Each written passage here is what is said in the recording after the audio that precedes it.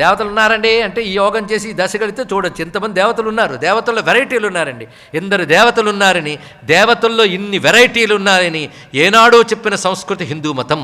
అంతేగాని దేవతలంటే ఏమిటో తెలియాలా, బ్రహ్మం అంటే ఏంటో తెలియాలా, ఈశ్వరుడు అంటే ఏంటో తెలియాలా, ఇన్ని రకాల పేర్లు ఒక్క హిందూ ధర్మంలో ఉన్నాయంటే దేవుడు అనే దానికి సంబంధించినది కంప్లీట్ నాలెడ్జ్ ఈ భూమి మీద మొట్టమొదట ఎల్లవేళలా కలిగి ఉన్న సనాతన ధర్మం.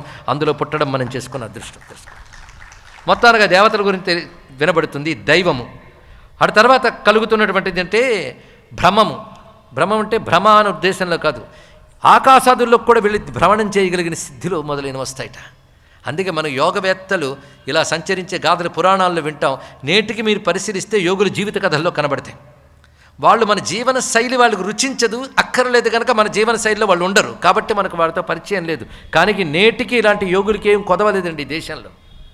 ఇవే మనకు ఆశ్చర్యం కలిగిస్తాయి. ఈ విధంగా చెప్తూ ఆవర్త అనేటువంటిది ఒకటి ఉంటుంది. అది తర్వాత సిద్ధి. అంటే వాడు మనస్సుతో కూడా ఎక్కడ ఏదున్నా గ్రహించగలిగే స్థితి, సంచరించగలిగే స్థితి సంపాదించగలడు. తర్వాత స్థితుల్లో వీడు వెళుతూ ఉండగా అష్టసిద్ధులు కూడా లభిస్తాయి. అణిమ, లఘిమ, మహిమ, గరిమ, ప్రాప్తి, ప్రాకామ్య, ఈశిత్వ, వసిత్వాది అష్టసిద్ధులు కూడా వస్తాయి. కానీ ఇవన్నీ కూడా యోగంలో మొట్టమొదటి భూమికలే. ఇక్కడితో ఆగిపోకూడదు సుమా. క్రమంగా చింతన చేయవలసింది. ఇవి కూడా మిథ్యలే అని చింతన చేస్తూ ఈ సాధనతో బలంగా బ్రహ్మమునందు మనస్సుని నిలబెట్టాలి. ఆ ధారణ ధ్యానం కావాలి. ఆ ధ్యానం క్రమంగా సమాధి స్థితిలోకి తీసుకువెళుతుంది అని చెప్తూ ఆ సమయంలో 3 దండములు కలిగి ఉండాలి. అది త్రిదండి అనే దానికి అర్థం అండి. త్రిదండి అంటే అర్థం కర్ర పట్టుకోవడం కాదు, 3 దండములు కలిగి ఉండాలట. వాగ్దండ, కర్మదండశ్చ, మనోదండశ్చ తే త్రయః యస్యైతే నియతా దండాః స త్రిదండీ మహాయతి. వాగ్దండ అంటే వాక్కునికి శిక్షణ ఇచ్చుకోవాలంటే వాక్ నియంత్రణ, మాట నిగ్రహించుకొనుట, చేతని నిగ్రహించుకొనుట, మనస్సును నిగ్రహించుకొనుట. ఈ 3 నిగ్రహించుకోవడమే కాకుండా ఇతరుల చేత నిగ్రహింపజేయుట కూడా చేయగలగాలి. అది ఇక్కడ అంటే తాను నిగ్రహించుకోవాలి, అలాగే ఇతరులకు శిష్యులకి అవి నిగ్రహించే నైపుణ్యం నేర్పాలి. వాడిని త్రిదండి అని యతి అంటారు. ఆ స్థితికి వెళ్ళాలి సాధన ద్వారా. ఎప్పుడైతే నిగ్రహం ఏర్పడిందో యోగం వల్ల వచ్చిన సిద్ధుల మీద కూడా కోరుకుండదు వాడికి. అవి ఒక ప్రేక్షకుడిగా చూస్తాడు. ఒకవేళ లోకక్షేమం కోసం ధారపోస్తాడు, ప్రకటించాడు. ఇలాంటివన్నీ కూడా ఇలా సాధన చెయ్యగా క్రమంగా మనస్సు పరమాత్మ యందు వెళ్ళి లయమవుతుంది. ఆ లయం చేసేటప్పుడు ఎలా అవుతుందంటే ఒక నీటిలోంచి కడవతో మనం నదిలోంచి కడవతో నీళ్లు తీస్తాం. ఆ తీసిన కడవ నీటిని తిరిగి నీళ్లలో పోస్తే ఎలా ఉంటుందో బ్రహ్మముతో ఐక్యం అంటే అలా ఉంటుంది నాయన అన్నాడు. ఎంత గొప్ప ఉపమానం చెప్పాడండి ఇక్కడ. దేహం అనే కడవలో ఉన్న చైతన్యం దాని మూలమైనటువంటి గంగా నదిలో కలిసిపోతే ఎలా ఉంటుందో అలా బ్రహ్మములో ఐక్యమవుతుంది. కనుక ఈ సాధన చేసేటప్పుడు ప్రధానంగా గుర్తుపెట్టుకోవాల్సింది ఏంటంటే బ్రహ్మైక్యమే లక్ష్యముగా వెళ్ళాలి. ఆ లక్ష్యములో నిరంతరం ధ్యాన స్థితిలో, ధారణా స్థితిలో చింతన బ్రహ్మం అంటే ఏంటో తెలుసుకో. బ్రహ్మము కాని దాని మనసు పెడుతున్న ప్రతిసారి మరల్చు. ఈ స్థితికి వచ్చిన వాడు సులభంగా మరచగలడు. అందుకు ప్రాణాయామాది ప్రక్రియల ద్వారా చిత్త నిరోధం అనేది ఏర్పడుతుంది. యోగ చిత్తవృత్తి నిరోధ అని చెప్పినట్లు చిత్తము నిరోధింపబడితే అది బ్రహ్మమునందు నిలబడుతుంది. అది ఎలా నిలబడుతుందంటే ఒక వేడిగా ఉన్నటువంటి అన్నం మీద ముందు నెయ్యి పోస్తాం, అది గడ్డ కట్టి నెయ్యి వేస్తారు. వేసినప్పుడు గమనించండి, కొంతసేపటికి ఆ నెయ్యి కనబడుతూ ఉంటుంది, కొంతసేపటి కనబడుతుంది, కరిగిపోతుంది. ఆ వేడిలో కరిగిపోతుంది. కనుక బ్రహ్మమనే వేడి వస్తువు మీద పేరుకున్న మనస్సు అని నెయ్యి వేస్తే కొంతసేపటికి మనస్సు ఉంటుంది, తర్వాత కరిగిపోతుంది. తెలుసుకోండి. ఇక్కడ ఇంకా చెప్పాలంటే నిప్పులో వేసిన వెన్నలా అంటే ఇంకా బాగుంటుందండి. నిప్పులో వేసిన నెయ్యి వేస్తున్నప్పుడు కనబడుతుంది, నెయ్యి వేసాక అగ్ని కనబడుతుంది. కానీ బ్రహ్మము మీద నిలబెట్టిన మనస్సు ఇంకా మనస్సు లయించి బ్రహ్మమే మిగులుతుంది. ఇక్కడ ఆ స్థితి ఏర్పడుతుంది. ఈ సాధన తప్పకుండా ప్రారంభించు, తప్పకుండా సిద్ధి పొందుతావు, అందులో సందేహం లేదు సుమా. ఇది గమనించుకో అంటూ మమత్వం వదిలేవలసిన పద్ధతి.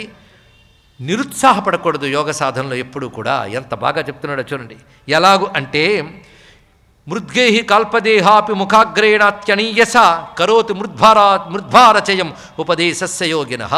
యోగం సిద్ధిస్తుందో సిద్ధించదో అని భయపడకు. ఒక పెద్ద పుట్ట చూసావా ఎప్పుడైనా? మట్టితో పెద్ద పుట్టలు కడతాయి, ఏవి చీమ చెదపురుగు కడుతుంది.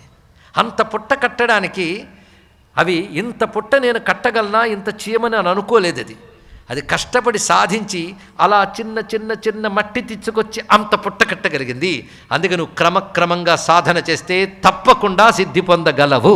అందుకు నిరుత్సాహపడకు అని చెప్పాడు. ఏమి ఉత్సాహపరుస్తున్నాడండి ఇక్కడ.